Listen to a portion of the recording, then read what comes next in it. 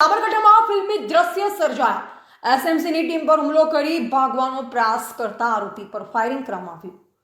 દારૂના કેસમાં ઝડપાયેલ શખ્સે પોલીસ કસ્ટડીમાંથી છટકી જવાની કોશિશ કરી પોલીસે હવામાં નહીં પણ નિશાન સાધી ગોળી ચલાવી।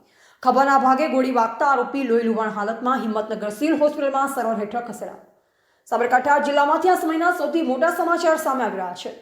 રાજસ્થાન બોર્ડર પર સ્ટેટ મોનિટરિંગ સેલ એટલે કે એસએમસીની ટીમ પર હુમલો કરી ભાગવાનો પ્રયાસ કરનાર આરોપી પર પોલીસે ફાયરિંગ કર્યું છે। અંગ્રેજી દારૂના કેસમાં પકડાયેલ આરોપી જ્યારે પોલીસની પકડમાંથી ભાગી રહ્યો હતો ત્યારે સતર્ક બનેલ એસએમસીની ટીમે ગોળીબાર કરી આરોપીને દબોચી લીધો છે। વિગતવાર વાત કરીએ તો સાબરકાંઠાના રાજસ્થાન બોર્ડર વિસ્તારમાં એસએમસીની ટીમ દ્વારા મોટી કાર્યવાહી હાથ ધરવામાં આવી હતી। આ દરમિયાન અંગ્રેજી દારૂની હેરાફેરીના કેસમાં એક શખ્સની ધરપકડ કરવામાં આવી।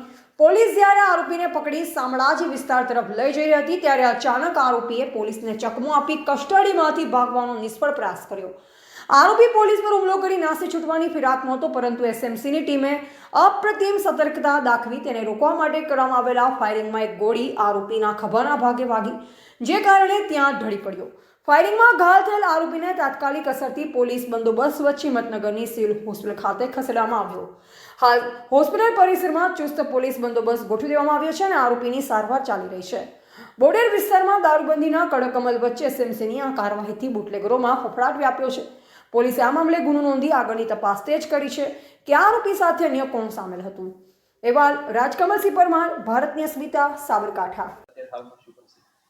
શામળાજી પ્રાથમિક સારવાર લઈને વધુ સારવાર અર્થે પોલીસ બંદોબસ્ત સાથે સુખલાલ રામલાલ ડાંગી ઘસા ગામના રાજસ્થાન ઉદયપુરના રહેવાસી છે, જેમની ઉંમર 37 વર્ષ છે, એ લોકો સારવાર લઈ અને કદાચ ગોળી વાગી છે એની ચોક્કસ નક્કી કરવા માટે સર્જિકલ અને ઓર્થોપેડિકના અભિપ્રાય માટે એ લોકોએ અહીંયા મોકલી આપેલ છે। દર્દી અત્યારે સારવાર હેઠળ છે અને એના રિપોર્ટ ને બધું તૈયાર થઈ જશે પછી અમે તમને વધુ કહી શકીશું આગળ। પ્રાથમિક સારવાર ક્યાં લીધી? પ્રાથમિક સારવાર શામળાજી CHC માં લીધી છે અને વધુ સારવાર માટે અહીંયા હિંમતનગર મોકલેલા છે। અમને બપોરે 1:08 અમારા પાસે આવેલા છે। કયા પ્રકારની સારવાર આપવામાં?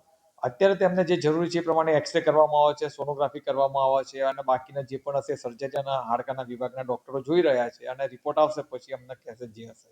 પ્રાથમિક દ્રષ્ટિએ સાહેબ શું લાગી રહ્યું છે દર્દીને જોતા? મેં દર્દી જોયું નથી, પણ ડોક્ટરો આવીને મને જણાવશે ત્યારે હું તમને ચોક્કસપણે કહી શકીશ।